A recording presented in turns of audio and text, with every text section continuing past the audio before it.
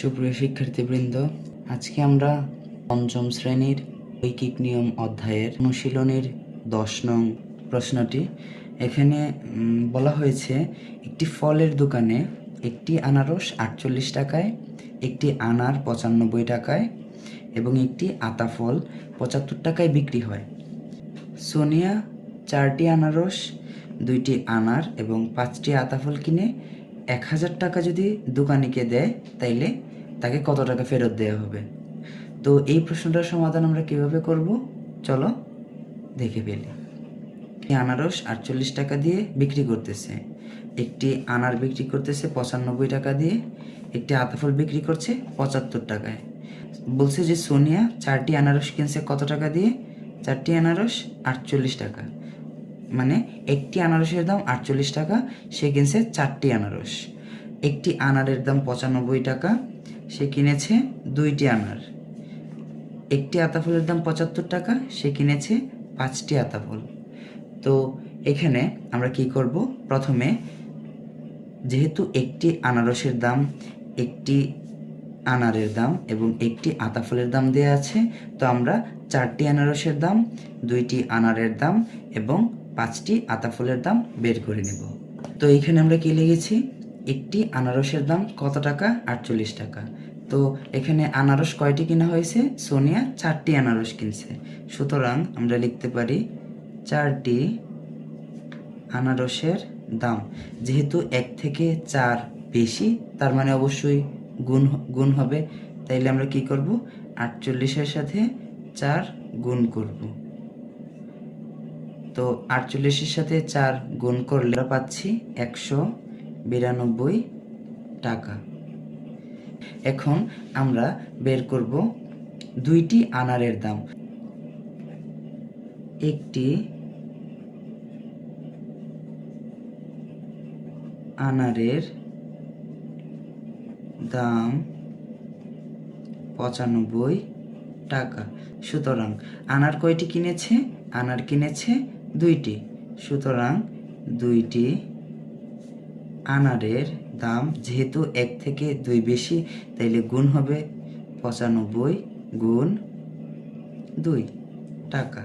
তো আমরা দেখতে পাচ্ছি 95-এর সাথে 2 গুণ করলে আমরা 190 টাকা পাচ্ছি। 2টি আনারের দাম আমরা বের করছি 190 টাকা। একটি আতা ফুলের দাম দেয়া আছে 75 টাকা। তো আমরা দেখতে পাচ্ছি একটি আতা ফুলের দাম দেয়া আছে 75 টাকা, আর সোনিয়া 5টি আতা ফুল কিনেছে। তো যেহেতু 1 থেকে 5 বেশি, তাহলে 75-এর সাথে এই 5টা গুণ হবে। তো দেখো, আমরা 75-এর সাথে 5 গুণ করে পাচ্ছি 375 টাকা। তো প্রিয় শিক্ষার্থীরা, এখন আমরা কি করেছি, আমরা 4টি আনারসের দাম বের করেছি, 2টি আনারের দাম বের করেছি এবং 5টি আতা ফলের দাম বের করেছি। এখন এই যে 4টি আনারস, 2টি আনার এবং 5টি আতা ফলের দাম মোট কত টাকা আসে সেটা আমরা বের করব।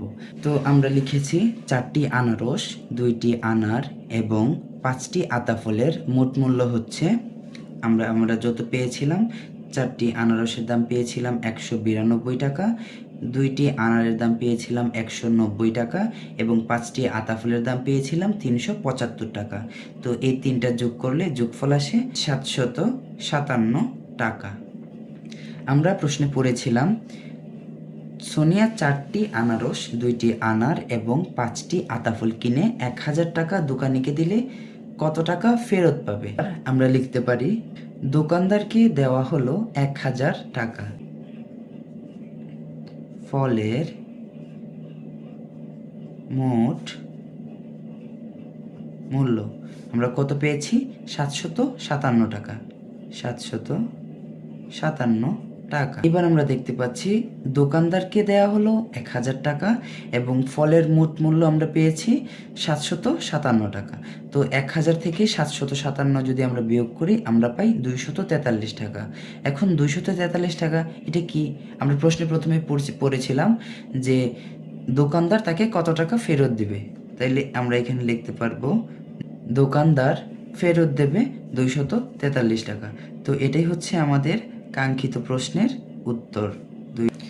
ভিডিওটি ভালো লাগলে অবশ্যই চ্যানেলটিকে সাবস্ক্রাইব করে দেবা। কোন জায়গা থেকে ভিডিওটি দেখছো সেটি অবশ্যই একটি কমেন্টের মাধ্যমে জানিয়ে দেবা। আজকে এই পর্যন্তই, ভালো থাকো। পরবর্তীতে আবার নতুন একটি অধ্যায় নিয়ে, নতুন একটি অঙ্কের সমাধান নিয়ে দেখা হবে তোমাদের সাথে। ধন্যবাদ সবাইকে।